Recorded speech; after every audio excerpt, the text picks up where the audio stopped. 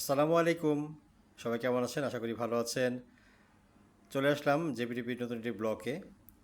আজকে আপনার সাথে শেয়ার করব হচ্ছে বাংলাদেশের যমুনা সেতু ভ্রমণ এবং যমুনা নদীর উপর দিয়ে যেতে আসলে কেমন লাগে আনন্দ উপভোগ করতে, সেটা আসলে আপনাদেরকে উপস্থাপন করার জন্য মূলত ভিডিওটা করা। আমি একদম ফ্রন্ট সিটের যে পেছন সিটটা ছিল সেই সিটটায় বসেছিলাম গাড়িটার।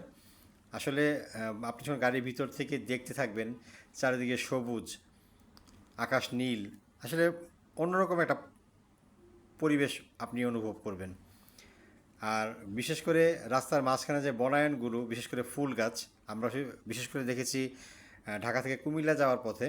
আপনার যখন আমরা মেঘনাঘাটটা পার হয়ে যাই তারপর থেকে প্রচুর পরিমাণে ফুল, ঠিক একইভাবে আমাদের দেশের উত্তরবঙ্গে যাওয়ার জন্য রাস্তাটা করা হয়েছে। আমরা এখন যমুনা সেতু টোলে চলে এসেছি। এখানে আমাদের চালক সাহেব টোলটা পে করলেন। আমরা এখন যমুনা সেতুর খুব কাছাকাছি, আমরা কিছুক্ষণের মধ্যে উঠে যাব। আসলে যমুনা সেতু খুবই শান্ত একটা নদী, যমুনা নদী যেটা, আমরা এটার উপর দিয়ে যাচ্ছি। এই একটা সেতু বাংলাদেশের উত্তর অঞ্চল, যেটা সিরাজগঞ্জ, বগুড়া, রংপুর, নাটোর, রাজশাহী, কুষ্টিয়া, ওই দিক দিয়ে খুলনা, সবাইকে সংযোগ করে ফেলেছে সহজভাবে যাওয়ার জন্য। যদিও রিসেন্টলি পদ্মা সেতু হয়েছে, এখন বিশেষ করে খুলনার লোকজন আর এই রোডটাকে ব্যবহার করেন না খুব একটা, কিন্তু যেহেতু আমাদের রেলপথটা এই দিক দিয়ে আছে, তখন সেক্ষেত্রে তারা এই পথটাকে ব্যবহার করে থাকেন। আজকে এই ট্রাভেলটা শ্যুট করেছিলাম যখন আমার কাজিনের বিয়ে হয়েছিল। সেই বিয়েতে যাওয়ার পথে এত সুন্দর একটা মনোরম পরিবেশ দেখে আসলে নিজেকে সামলাতে পারিনি, তার জন্য ভিডিওটা করে নিলাম। এই হচ্ছে যমুনা সেতুর ঠিক মাঝ পয়েন্টে আমরা আছি। আমি পাশ থেকে দেখতে পাচ্ছেন যে যমুনা নদী দেখা যাচ্ছে। এই যমুনা নদীটা দীর্ঘ একটা নদী। এটা আপনার প্রচুর পরিমাণে বালি এবং চর পড়ে গিয়েছে, তার জন্য মাঝখানে মাঝখানে দেখবেন যে চর দেখা যাচ্ছে। পানিগুলি খুবই উপর থেকে খুবই খুবই সুন্দর লাগছিল, এবং আপনার একটা যে বাতাস ছিল মনোরম পরিবেশে, সেটা আসলে মানে আপনাকে বোঝানোর মতো না। যদিও বা গাড়ি ছিল সেখানে, যান্ত্রিক জিনিস ছিল, কিন্তু তারপর নদীর যে স্নিগ্ধ একটা বাতাস, কোমল একটা বাতাস, সেটা গায়ে লাগছিল। রাস্তাগুলো খুবই মসৃণ, গাড়ি একটুর জন্য এদিক সেদিক হয়নি। আগে এই সেতুটার পাশ দিয়েই রেল লাইন ছিল। সেই রেল লাইনটাকে মূলত করার সময় এটা ঝুঁকিপূর্ণ হয়ে গিয়েছিল। পরবর্তীতে এইটাকে পরিবর্তন করে তার পাশ দিয়ে একটা রেল সেতু করা হয়, যেন যমুনা সেতুর স্থল গাড়িগুলো চলাচলের জন্য, মানে চার চাকা, মালবাহী বা ব্যক্তিগত গাড়ি চলাচলের জন্য এই সেতুটা ঝুঁকিপূর্ণ না হয়। দেখুন কত সুন্দর মনোরম পরিবেশ। আসলে আপনারা যারা এখন পর্যন্ত এদিকে আসেননি, আশা করব যে যমুনা সেতু দেখে যাবেন, আপনাদের সবাই ভালো লাগবে। এতটা মনোরম এবং স্নিগ্ধ একটা মানে আবহাওয়া অনুভব করেছি, যেটা আপনাদেরকে আসলে বোঝানো যাবে না। প্রচণ্ড গরম ছিল, যে গরমের মধ্যে যখন নদীর কাছে গেলাম তখন নদীর বাতাসটা আপনার আসলে খুব আনন্দ দিয়েছে। মাঝখানে চরগুলো দেখতে পাচ্ছেন। আমাদের চালক সাহেব খুব জেন্টেল ছিলেন, স্মার্ট ছিলেন, উনি স্মার্টলি খুব গাড়ি ড্রাইভ করেছেন। ওনার আচার ব্যবহার খুব ভালো ছিল, আমাদের খুব ভালো লেগেছে। ওই যে ডান দিকে দেখতে পাচ্ছেন, এটাই নতুন রেল লাইনটা, যেটা রেল সেতু আর কি, একদম রেলটাকে পৃথক করে দিয়েছে। আমাদের পদ্মা সেতুতে যেমন আপনার স্থলপথের নিচ দিয়ে রেলপথকে করেছে, কিন্তু এটা একটু ভিন্নতাই ছিল, এক পাশ দিয়ে করেছিল যে সরকার করেছিলেন। তখন এটা আসলে সেভাবে ভাবতে পারেনি যে এটা ঝুঁকিপূর্ণ হতে পারে, কিন্তু পরবর্তীতে এটাকে খুলে বাদ দিয়ে রেখে আলাদাভাবে রেল সেতু করা হয়।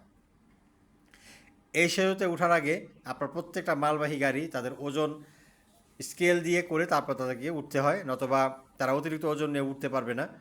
আর আপনি যদি আসলে দেশ ভ্রমণ করতে ভালোবাসেন, তাহলে সেতুর উপর দিয়ে ট্রাভেল আপনাকে সবসময় আনন্দ দিবে।